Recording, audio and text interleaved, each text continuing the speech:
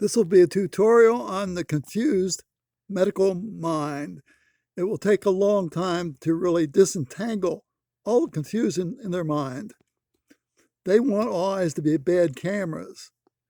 The eye birth is normal and has 20/20 vision, but you'd never know it, and they would never know it by the way they think about things.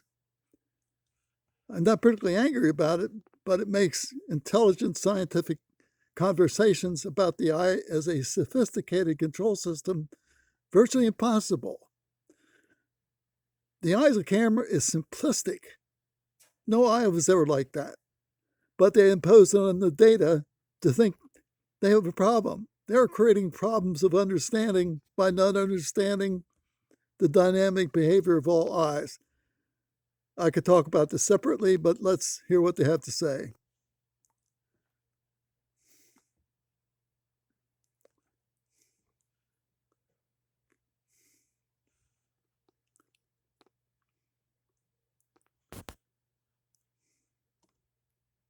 Here we go. Lectures.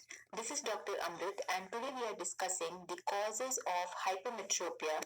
That is, we are discussing the etiology of the hypermetropia. To enumerate, the causes of hypermetropia basically are the axial hypermetropia, curvature hypermetropia, index hypermetropia, positional hypermetropia, or the hypermetropia because of the absence of the crystalline lens. Now let us look at it one at a time. So the first cause of hypermetropia is the change in the axial length of the eyeball. Now we already know that the average axial length of a human eye is about 24 millimeter. That is, the rays of light which are coming from far, they will focus exactly at the retina if this axial length is maintained. Now what happens in hypermetropia is that this eyeball will become smaller. And it's quite obvious that when we have a smaller eyeball like this, where will the rays be focusing now? The rays will be focusing much more behind the retina, and therefore we will have an axial hypermetropia. And one rule that we must remember is the rule of 1, 2, 3 for the axial length. That is, 1 mm decrease in the axial length from 24 millimeters will give rise to about 3 diopters of hypermetropia. Okay? Yeah. So, now coming to the second cause of hypermetropia is the curvatural hypermetropia. That means curvature is the term that we use for our cornea. And here we are talking about the corneal curvature.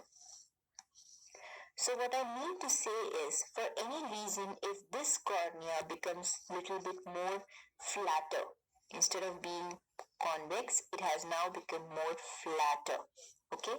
Or we have a lens inside.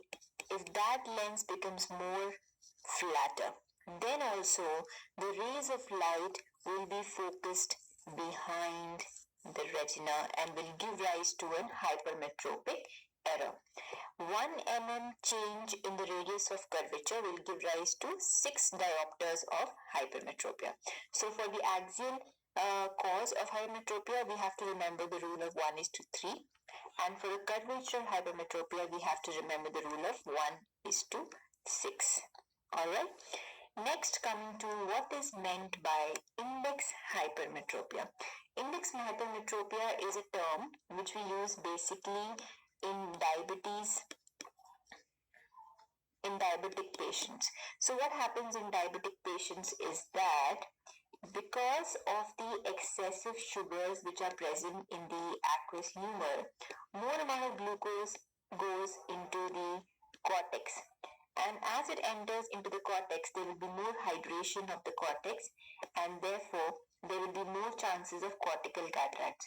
So whenever the cortex is gaining more amount of hydration, that gives an effect similar to that of the flattening of the lens, and therefore the power of the lens will decrease and the patient will manifest something similar to hypermetropia.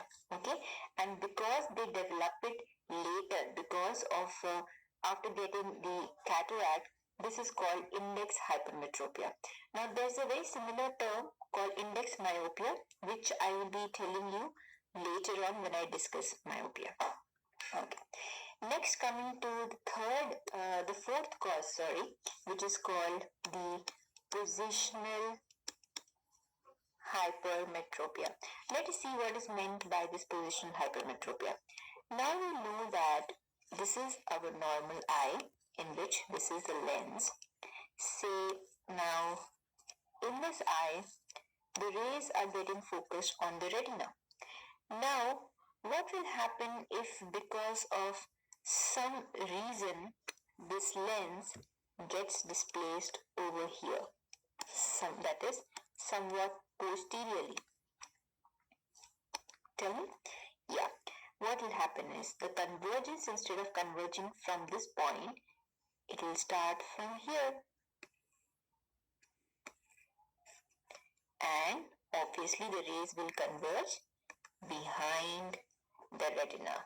Okay, behind from where they were converging if the lens was placed anteriorly. So very simple.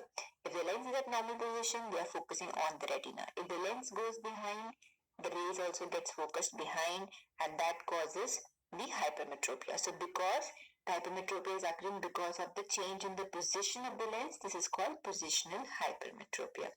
And finally, coming to the hypermetropia because of the absence of crystalline lens.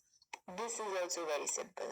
In the previous video, I told you that hypermetropic eye is actually a weaker eye when it comes to converging the light rays and bringing them onto the retina. And what is the main what is the main parts of the eye which are bringing about the power? One is the cornea and the other one is the lens. So what will happen in a patient if we don't have this lens at all? Only the cornea is there to take care of that convergence. Only the cornea is the main refractive component in that eye.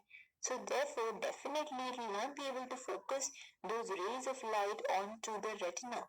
These rays of light are going to go and focus somewhere behind the retina, and therefore absence of crystalline lens also will lead to hypermetropia.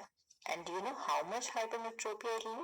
It will be really high hypermetropia, about plus 10, plus 11, plus 12, and so on. Okay, so this was a short video on the causes of hypermetropia. Thank you. ESET Smart Scam Protection.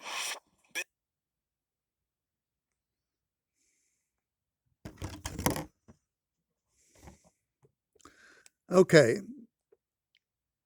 there's so much wrong there from assuming simplistically that all eyes must be bad cameras. The eye at birth is not a bad camera. Eyes at birth, primate eyes, have positive refractions and 20/20 vision, all of them, any reasonable checking. Therefore, trying to impose a camera image on the data to make all eyes seem to be defective when they're not defective is a really bad intellectual situation. I'm not going to argue with that, because once you teach a person something wrong at an early age, no amount of science, facts, nothing will ever penetrate their mind, because they're convinced they're totally right, even when the experimental data for all fundamental eyes shows they're probably wrong and they made some bad assumptions. So I don't really get into argue with them, because I know they're not going to listen, they're not going to change, and they're not going to understand. I work to keep my refractive state measured as positive, or 20/20. That's not a length, that's an objective measurement, which I must have to keep my distant vision at 20/20. That's what I'm doing. And I only wish I could have done this when I dipped slightly negative, and I could have restored my 20/20, or changed my refractive state from measured negative to measured positive. But obviously, trying to work with ophthalmologists who think that way is completely impossible. Their language is not the language of science. Their language is not the language of exchanging or having ideas or maybe review the misconceptions they have about the completely normal eye. So I'll post this and think about it. Thank you.